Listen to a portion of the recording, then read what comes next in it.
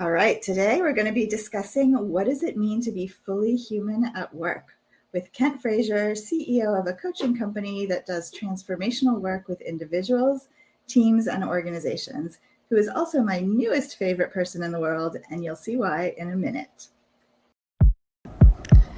Welcome to Work at Life. This is a show for everyone who believes that work should be just as fulfilling as life outside of work, and that the way to get there is through building more human workplaces.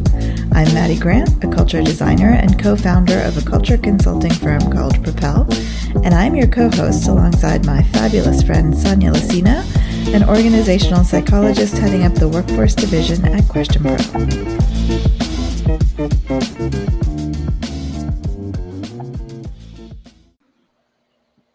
All right, Ken, welcome.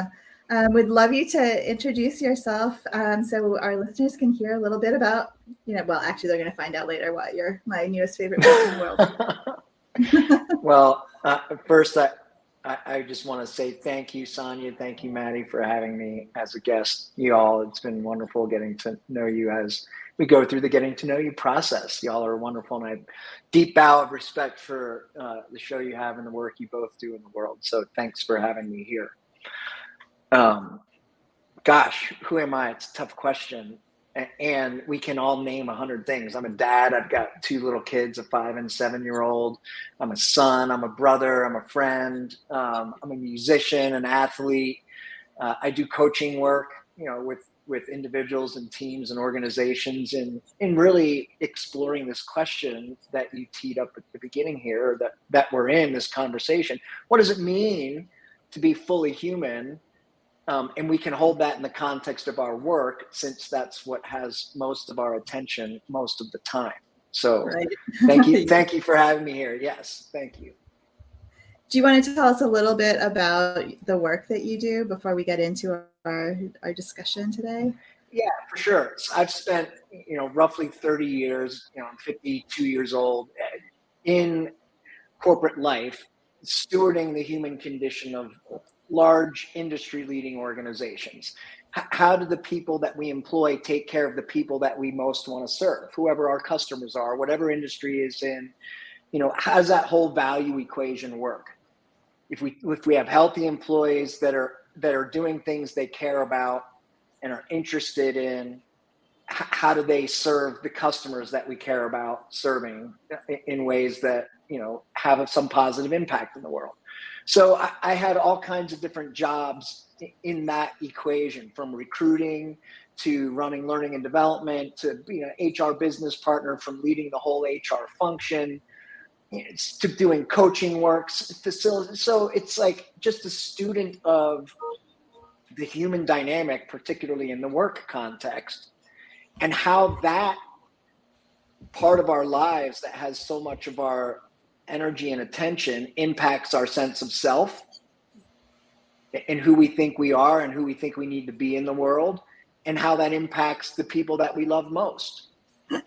Well, we can't wait to talk to you more about our topic for today. So as always, we're going to kick off the conversation with a data point. So Sonia, take it away. My turn. Yes.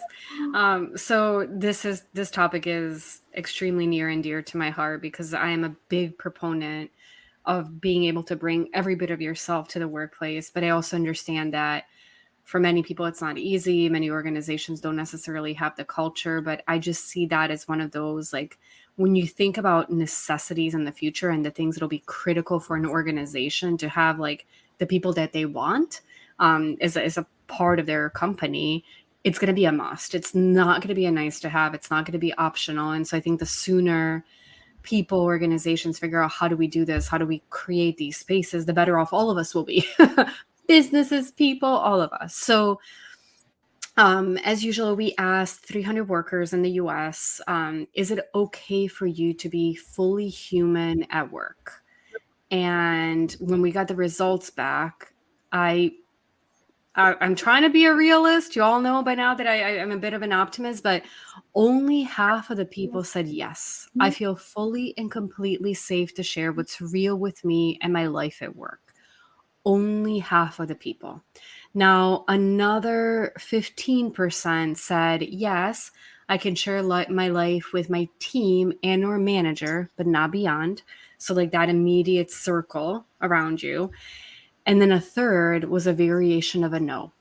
Like, no, there is no way I can share anything about my life at work. 10% of people said that. And in this case, we didn't, do further data analysis or cuts, but if and when we do in the future, my bets would be that these are in some of the more diverse groups, some more of the people where as organizations, we want to desperately feel like everybody belongs and they're a part. But a lot of times when you look around, you're like, wow, I'm going through something that I feel like maybe nobody else is. It makes it that much more challenging to share it, but it makes it that much more important. So anyways, more to be studied there. And then the other people who said no, they said no, but I can talk to HR or legal if necessary. So like, at least I feel like if I have like a really, urgent harassment or really, really tough life-threatening issue, I can do it. And about just under 20% said no, I can only share with my closest friends at work.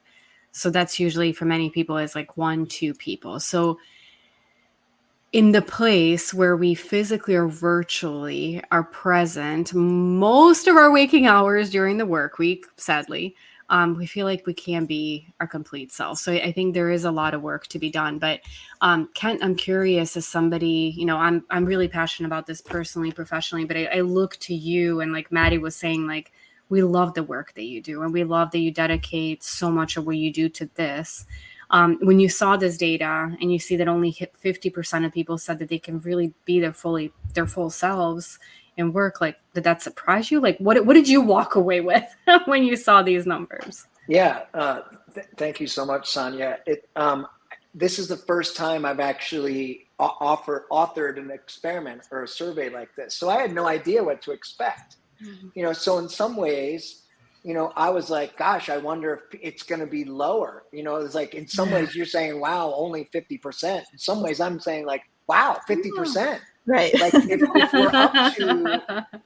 we're up to, if you think about the engagement survey from Gallup, that's been doing Q12 forever, or whatever other employee engagement stuff you may have, where they would say only a third of the workforce or only 10%. Well, I don't, Maddie, do you remember the data there? Like what was the percentage of the workforce, or Sonia, the percentage of the workforce that was highly engaged or engaged? It's never 50%. No, it's very low. Right. So in that way, I was like, oh, wow. That was my one piece of data. It's like, well, how's it going to relate to the employee engagement data? Like from strongly engaged to, not engaged or strongly disengaged. Right. And so that was what I was I wonder where it's going to land in relation to that data set. So when I saw 50%, I was actually more in the wow, like that seems higher than, 50% of the people saying they're engaged at work. But I can 50% of the people are saying I could be myself fully. That to me is promising. I also, one of the other things, as you were noting, it seems paradoxical.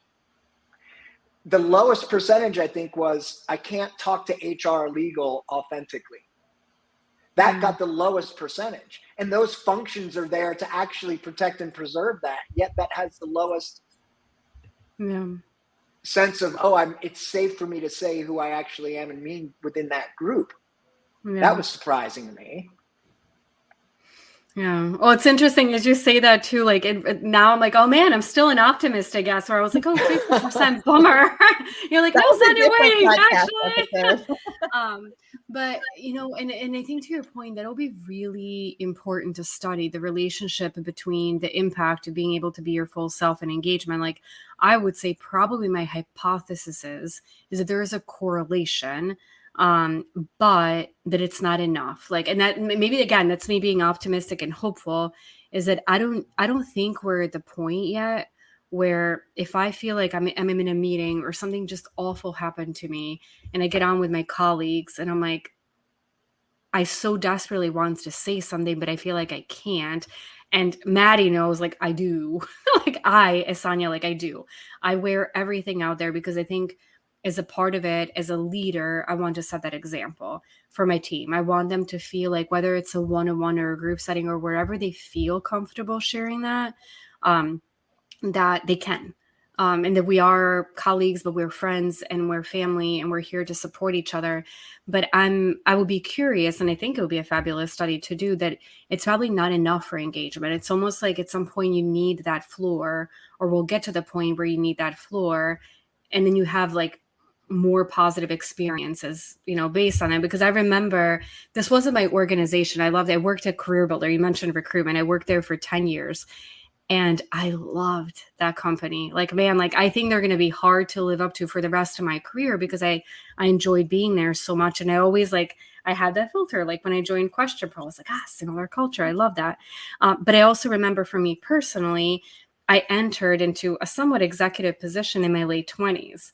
And let me tell you, I wore a turtleneck and a suit to work almost every day because I felt like I needed to play a part. Like I felt like I was going in these executive meetings, and I had a PhD. So that was kind of like the, oh, look, I work hard card.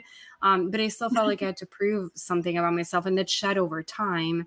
But that was also 2 decades ago. It was a long time ago. So I would hope that the workplace changed a little bit. But I'm wondering, what are some of the things that you're seeing people do, or in your coaching work, or we're saying that moving ahead, it's so important for people to be able to, if they want to, bring their whole selves to work. What are the barriers, and what can we do about them, whether it's, as an organization or as a person? Well, so as my son here is demonstrating perfectly on cue. Say hi, Jackson. Hi. He's not going to be able to hear you because I'm on my headphones, but he has a cool name, because my son is also called Jackson. So there you go. Oh, Jackson. Maddie's son's name is also Jackson. Pretty cool, huh? So we bring our whole selves to work. When COVID started, what was all pretense before, Sonia, is you're like, oh, I actually felt like I had to put a costume on. Yeah. Like I have to wear a turtleneck and I have to wear this in order to substantiate myself in some way, to fulfill some set of cultural narratives or givens that of who we think we have to be. And so this is what we explore in our work, is we were all given these things from our families and cultures of origin. Who do we have to be? What's a permissible occupation to go into? And what does success look like? And what costume do you have to put on?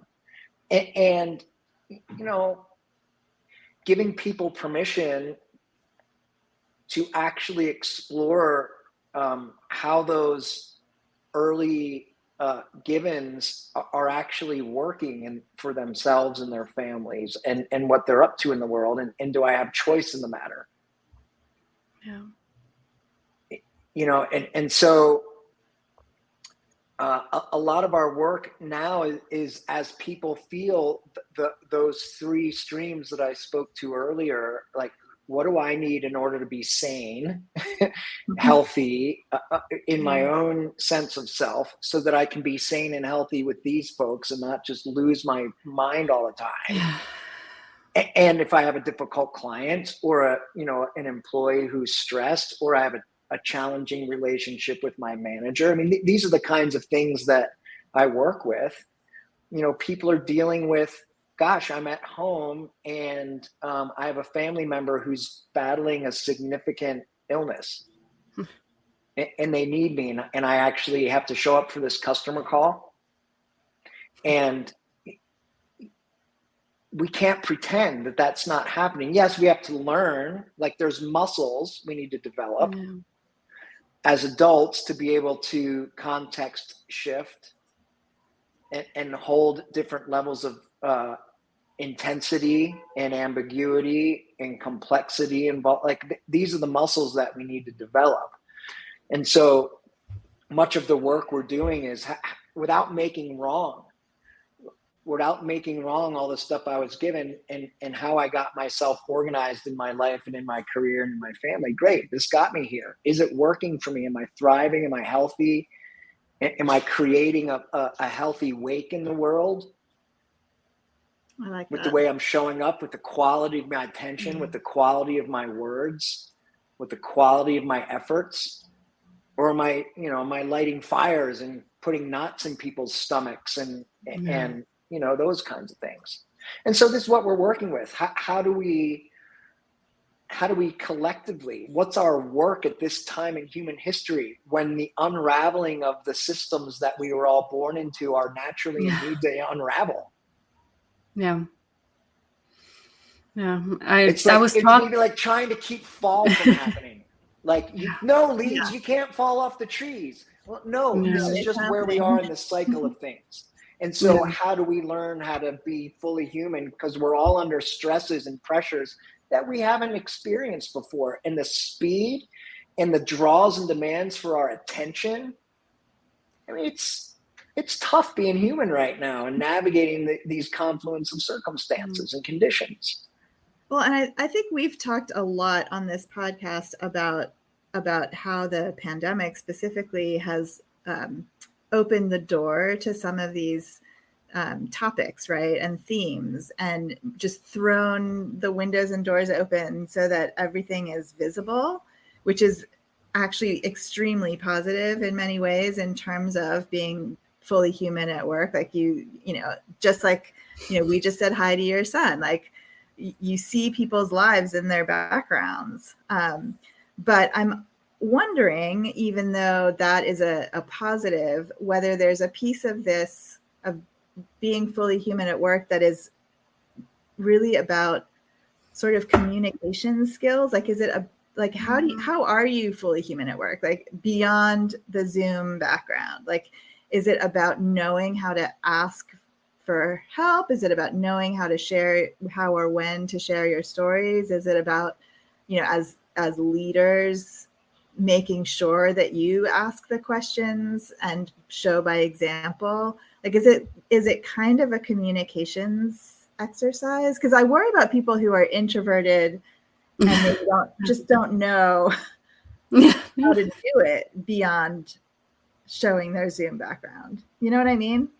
Yeah, I appreciate the question. And I'm going to put forward something I read in a Harvard Business Review article back in the late 90s, early 2000s, that Ram Charan, if you are familiar with any of his work, he put forth the idea that dialogue is the most basic and fundamental unit of work in organizations. I like that. Yeah. The way we talk to each other, right? And so if we think about, if we notice, like, okay, so we all have a view, we have a way of seeing ourselves, we have a way of seeing our work, we have a way of seeing our colleagues, we have a way of seeing our customers, we have a way of seeing our to-do list, we have a way of seeing how the world occurs to us that has us think about it in a certain way, such that we say what we say and we don't say what we don't say. Yeah. And what is said gives rise to what we think we can do next. What's our strategy? What are we going to do? So before we do anything, we're in conversation about what we should do. And so the quality and the integrity of our conversation is foundational to our well-being and efficacy in the workplace or in our family dynamic. How we listen and ask questions and offer perspectives and hold different opinions in an honoring way without making the other person wrong is why we named our company Paradox Edge a decade plus ago. It's like, wow, as one grows up, we realize that two things that are seemingly opposite are both true, and neither one's wrong. North doesn't make south wrong. The inhale doesn't make the exhale wrong or bad. Fast doesn't make slow wrong. An introvert doesn't make an extrovert wrong or bad. Like, we need all of this. And so how do we create the conditions that we can honor the whole expression of our humanity, not always trying to prove something, like I need to be right or I need to be heard. But, and so this is the element that we're most dealing with. How do we listen and speak to one another, and the quality and the integrity of that conversation? And one of the primary tools we use is the Karpman drama triangle. Am I speaking as I'm complaining and someone or something's doing something to me? So I'm like, wow, yeah. And is that how I'm being? Am I blaming someone else? Like making wrong, judging, persecuting? And is that what I sound like? Or am I go around trying to pretend that everything's fine and don't worry about it. Everything's fine. Like just don't worry about it. I'll take care of it. Everything's fine. And so when we notice how we're showing up in our conversation, those conversations create the actual worlds that we step into and live into. So yes, Maddie, the short answer to your question is yes, it's about the conversation. And am I aware of my wake in what comes out of my mouth? Is it kind? Is it necessary? Is it true? That's my responsibility. Right speech. So one of the things we wanted to talk about is how we take care of each other in this context. And we've obviously touched on that a little bit already, but related to what you're saying, like is really having that capacity and the process and structure to do the listening. Is that the way that you start, being able to take care of each other at work? I think listening is a big part. Yeah. And I'm a huge fan of Brene Brown, and the way she speaks to the important. Yeah. I mean, who does? I mean, if you're doing your work, you got to understand the importance of developing those muscles. Right. And I love how she speaks to empathy is like, it might be really hard for me to pretend that I'm a 50-year-old, African-American woman, because I'm not. So it's hard for me to actually put myself in her shoes. But what I can do is actually believe what she says about her own experience and not try to explain to her why, well, maybe it wasn't that way you experienced it. I can just believe you. That I can believe you that it might look nice and I'm pretending that it's cool for me to have my kid climb on my back while I'm in a conversation. And inside I'm like, oh, you got get off me, but I can't I don't know. Is this making any sense? No, I love it. But to that end, how much is too much? For your example, your kid is on your shoulder. What if you and you would never do that. But what if you're like, Jackson, go away? No, I do that sometimes. Really no, it's perfect. I do that sometimes. I absolutely do that sometimes. And so it's learning how to set, how did someone say, who can I attribute this to? It might be Brené's work as well. How do I learn how to set and respect boundaries?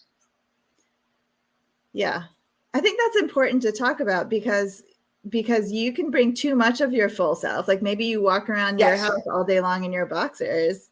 Right. Maybe I do. But I'm not going to do that on Zoom because, somebody might not like that. Totally. Yeah. And Brené speaks to this as well as she speaks to vulnerability. It's it's not okay for a leader to come in and just be like, I have no idea what we're doing and everything's a shit show and it's a mess and It's okay to say, I'm not really sure what we should go. Here's some ideas that I have. I'd love to hear what other people's latest and best thinking is, because I don't know if I'm right and I'm not sure what's happening. What do y'all think? Because I think we can figure it out. And that's the quality of the conversation. And that's a leader not having to be right.